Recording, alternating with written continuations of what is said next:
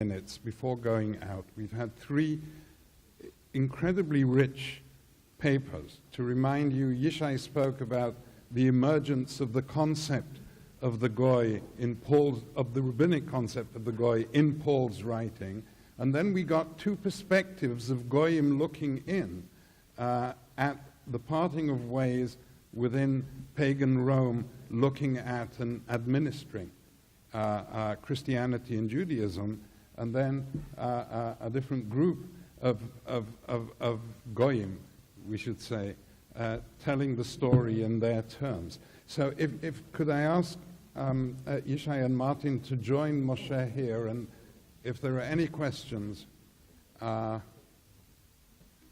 any one of the speakers, please.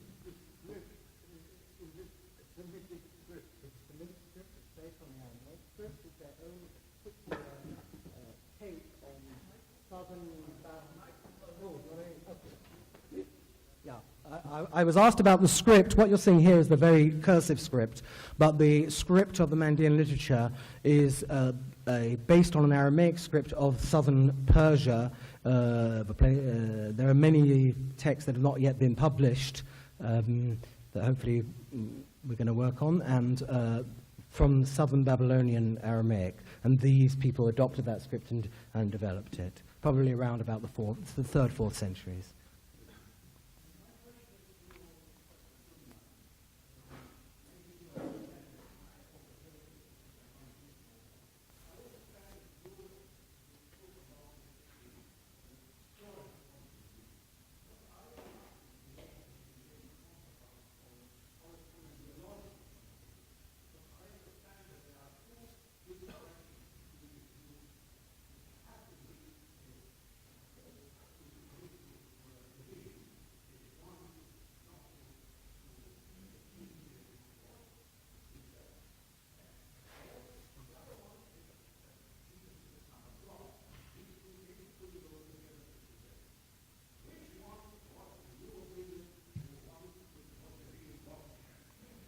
Right, so the question for those who may not have heard was what was the real theological difference between Judaism and Christianity that led to the division? Was it not keeping the mitzvot, or was it a theological notion of the Son of God, or other theological notion along those lines? So what I was suggesting was neither.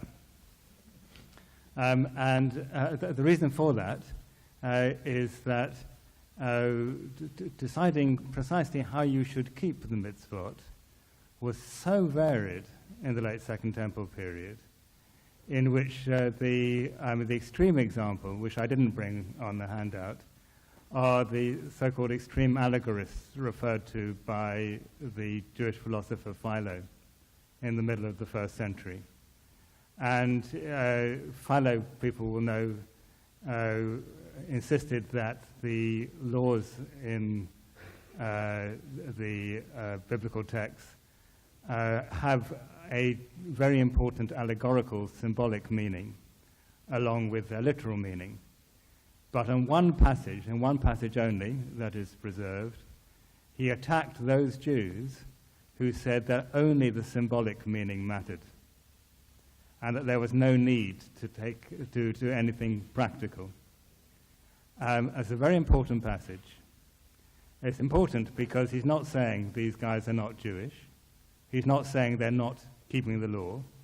He's just saying they are completely wrong in the way they're keeping the law, which involves nothing in practice.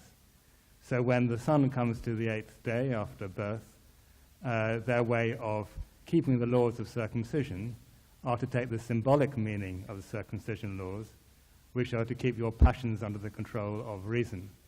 So they spend the whole day being very reasonable, but the baby is not touched.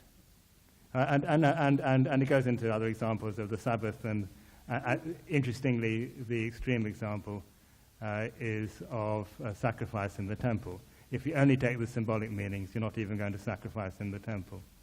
So what I'm suggesting is that you couldn't spot whether a Jew was being Jewish by behavior, and that this is a misapprehension in much of the secondary literature, that you define Judaism by orthopraxy, by behavior. Behavior actually varied hugely. Different ways you could keep Shabbat varied hugely, of which these extreme allegorists are one example.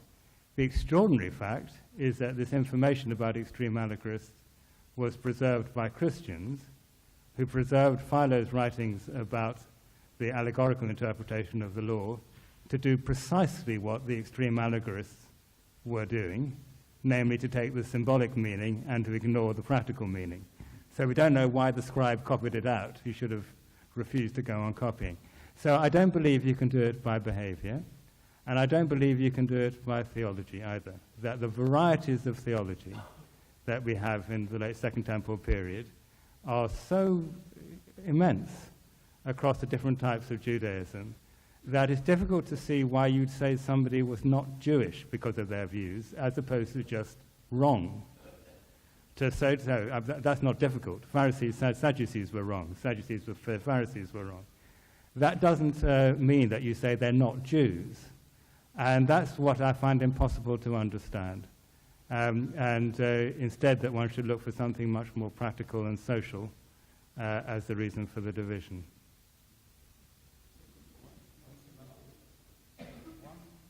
One more question, as long as it's reasonably answered. If I understood correctly from the last speaker, is that the Christianity towards Babylon extended later than that in Syria and to Ireland to Albania to acknowledge Turkey. Now, what was the reason? Was it Paul?